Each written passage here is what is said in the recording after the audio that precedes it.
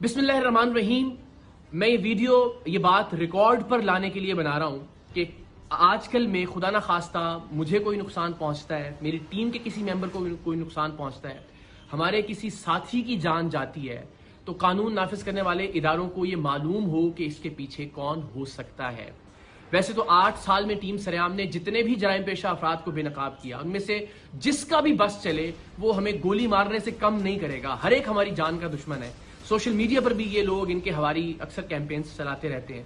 लेकिन ये मामला जरा मुख्तलिफ इस तरह से है कि मेरे दाएं जानिब आप जिस शख्स को देख रहे हैं, ये पुलिस यूनिफॉर्म भी जाली है, ये शख्स भी जाली डीएसपी है, इसकी गाड़ी पर लगी सरकारी नंबर प्लेट भी जाली है, और ये और इसके जाली पुलिस एहलकारों का गैंग इगवा बराए तावान का काम करता था, जिसे 3 साल पहले टीम सरेआम ने अपनी जान लिटरली हथेली पर रखकर बेनकाब किया था।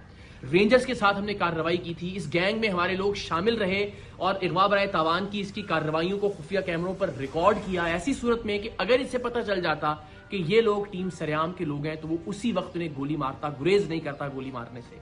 क्योंकि उन्हीं कार्रवाइयों के दौरान जब हम ये खुफिया कैमरे पर रिकॉर्डिंग कर रहे थे, इसने एक लड़की को अगवा करने के दौरान मुजाहमत पर उसे बेझिझक गोली मार दी थी और फिर बाद अज़ां वो अब्बासी शहीद अस्पताल में जेर इलाज भी रही थी। 3 साल पहले जुलाई ही में हमने इसके खिलाफ कार्रवाई की। रेंजर्स के साथ अंडा मोड़ पर इसका अगवा बराए तावान का जो अड्डा था उसे बेनकाब किया। वहां से 2 लड़कियां और एक शख्स हमें, जिनके हाथ और पैर बंधे हुए थे, लरजते कांपते हुए वहां से बाजियाब करवाए हमने, और इस शख्स को रेंजर्स ने गिरफ्तार कर लिया। इसकी गिरफ्तारी के बाद यह पता चला कि इस पर कत्ल के 3 मुकदमात, कम से कम 3 मुकदमात मुख्तलिफ थानों में दर्ज हैं। उन थानों की पुलिस आई, इंटेरोगेट किया और इसको गिरफ्तार कर लिया अमली तौर पर उन 3 कत्ल के मुकदमात में भी।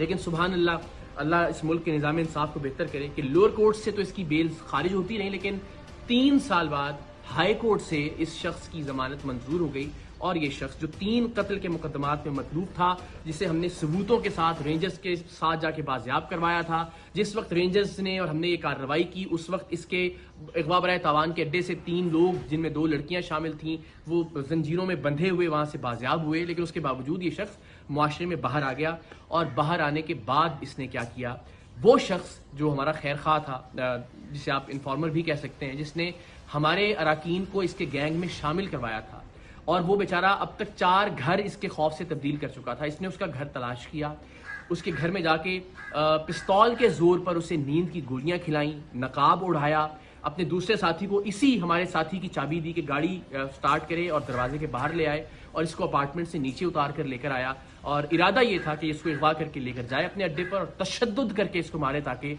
इबरत का निशान बना सके। लेकिन अल्लाह की करनी, अल्लाह को कुछ और मंजूर था। सीसीटीवी फुटेज आप देख सकते हैं कि ये जैसे ही वो नकाब के साथ इसको लेकर नीचे उतरा, वो गोलियों का असर अल्लाह की मेहरबानी से जायल हुआ, और हमारा जो साथी था वो वहां से भागा।